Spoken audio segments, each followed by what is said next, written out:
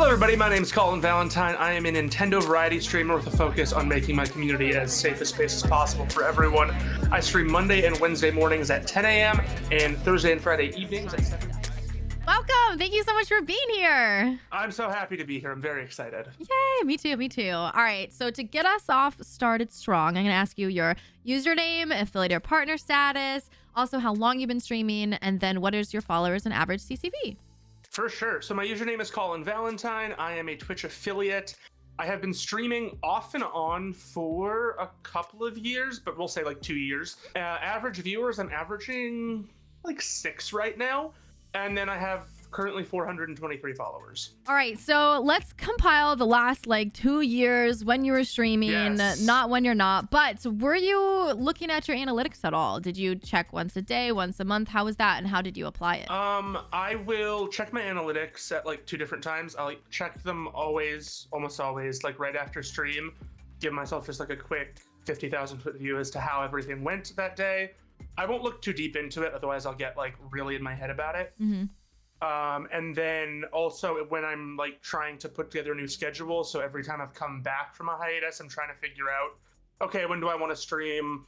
I obviously want to spend time with my wife and whatever, so I look at stuff like Twitch Tracker, figure out what games are good in the times I want to stream, but I only look at games I already want to play anyways, so I'm not just gonna like pull up the whole list and be like, oh, well, it says I should play League, so I guess I'm gonna do that.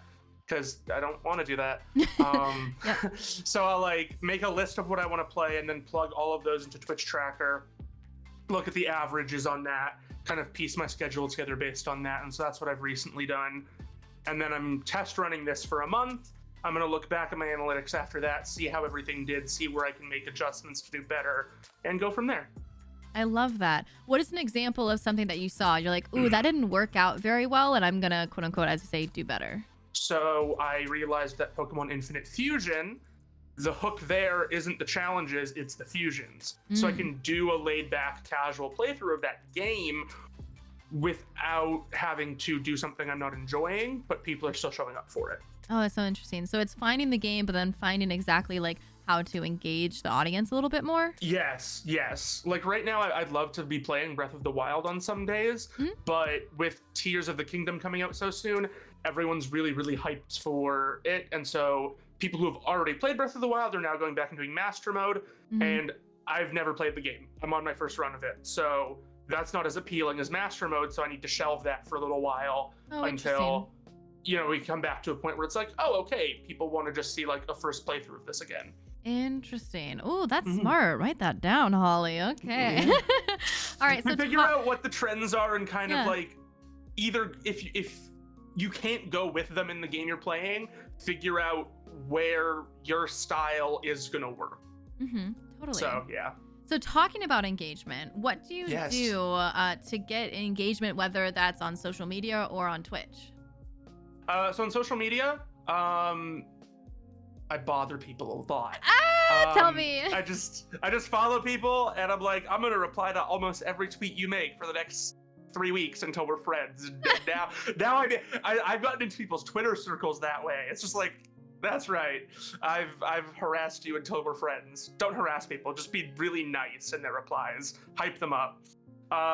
But some like engagement farmy posts I've done and it's really fun, is I do like the Pokemon Club game, which is like if you've ever played like I'm going on a picnic or whatever. I come up with a criteria in my head of like Pokemon, and then I post the picture of like the guy in front of the door being like, okay, post your Pokemon, I'll let you know if you're getting into the club. And everybody likes doing that because they get to participate. And people also get mad because they're like, why Pokemon didn't get it? I'm like, it's not part of the criteria I picked. This isn't personal. I love your Pokemon, but it's not one Ash used or whatever. So that's so funny. Doesn't get in. And then on Discord, I've got like, I do movie nights sometimes. That's sort of been in flux just with moving and everything. And then I have Poke2, which allows people to catch Pokemon in chat as they chat more. And just stuff like that. So that's for socials. And then on Twitch, I try to make my channel points as interactive as possible. I find that gets people talking more. So you can like nickname a Pokemon after yourself if I'm doing a Pokemon run. I have like some green screen elements you can pull up. Like I made a John Cena one that's really funny. People like doing that. Yeah. They can make me sing. I love singing. So I made a Spotify playlist of all the of a bunch of songs I like to sing, like musicals, Disney songs, classic rock. And then when you redeem the point, Mix It Up sends a chat message with the link to that playlist. You can go there and you can pick a song from there, and then I'll sing it. So that's so good. It's really, really fun. It's really, really fun. I got to sing Be Prepared last week, which was great. Nice. And for those of you who do not know, Mix It Up is a bot that you can use, kind of like Sammy or Nightbot or Stream Elements or whatever. But you can choose whichever bot you want, I think. You don't have to use Mix It Up for that, right? I don't think you have to, because I think you can tie any bot to it, but I find Mix It Up is just so versatile. Mm-hmm. So how do you adapt to changes with the social media algorithms, whether that's Twitch or any other form of social media? That is tough. So I don't use a ton of social media. I use Twitter, Twitch, YouTube, and I have an Instagram, but like that's mostly for memes. So for Twitter, anytime there's like an algorithm change, you're usually going to find someone who's been able to compile a good list of what's changed. Usually your creator friends are going to end up retweeting that. And so you'll be able to find it somehow. So like right now, at the day we're talking, pictures are big, links are terrible. Yep. Right. So what I do is I try and throw a picture into like everything I post, whether that's a selfie or something from my camera roll or a meme or a GIF. I throw a lot of Owl House GIFs in there now. Force everyone to look at those. But yeah, so, and then I reply to the thread with my link, which doesn't do as much, but people know it's there. Yeah. So that's basically figure out what has changed and then just figure out the easiest way to sort of pivot without overwhelmingly changing everything you're doing. Yeah, that's really, really good tip, because once we saw all of the algorithms, things that are suppressed and stuff, I saw like a lot of like queer terms were suppressed. Then now it's really? like, That's horrible. Yeah. So now it's like I'm choosing different terminology instead of using LGBTQ or lesbian or whatever. I'm doing alphabet mafia or I'm doing the flag and things like that. It's like, you can't suppress me.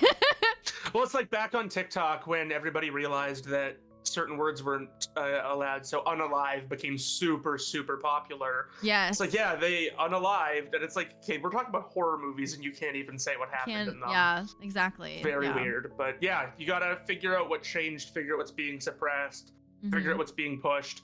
Like realizing that likes on tweets actually push further than replies now, which you'd think it would be the opposite.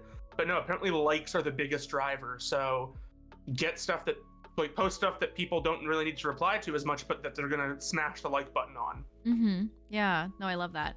And then what about your tags? Do you have, because there's the ones that you can say English, like whatever. Do you use those, and do you know what works? I do. I use cozy and chatty a lot. The best tag I've ever used, though, is playing with viewers. That gets so much engagement anytime I use it. Obviously can't do that with every game, but like Jackbox, if you put playing with viewers, you're gonna rake it in. So how do you make friends in the content creation world? Bringing people into your community, meeting them in other communities, and then kind of just letting it grow out from there. You can't force a friendship with anyone, but you know, be as friendly and as open and as kind as you can be. Find people who are making things you like and that you want to be a part of, and just kind of go from there. And yeah, maybe sometimes you'll just be a viewer, other times you might make a really good friend. I love that. Yeah. All right, so last question, going from the average of like 1 to 2 when you started out to where you are right now, was there anything that changed and you're like, oh my god, that really helped me? Anytime I'm able to be myself and I'm doing something I'm enjoying, I benefit mentally, but my streams benefit tangibly as well. So I think that's the biggest change, is I realized, oh, okay, just doing the things I like in the right categories, like I said, eventually you will find your people and they will find you. Yeah, I think that's so true. All right. Well, that's all the questions I have for now. Do you have any like final thoughts that you want to say, or are you feeling confident? Oh my goodness. Like, yeah, just the number one thing, like, to anyone starting out streaming or pushing affiliate, pushing partner, like, I can't say it enough, is to be yourself. And it sounds so cliche, but you'll hear so many creators pushing you, like, find a niche and, you know, do the popular thing. Just do your thing, whatever it is you want, and eventually people will find it. Like, if your thing is Persona 2, okay, maybe not, but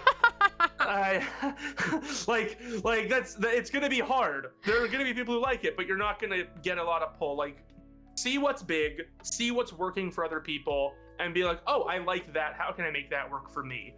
And then once you grow from there, you can start kind of branching out into your more obscure things, but you'll already have enough of a base that really likes the stuff you do, that now they're gonna show up for anything. No matter what.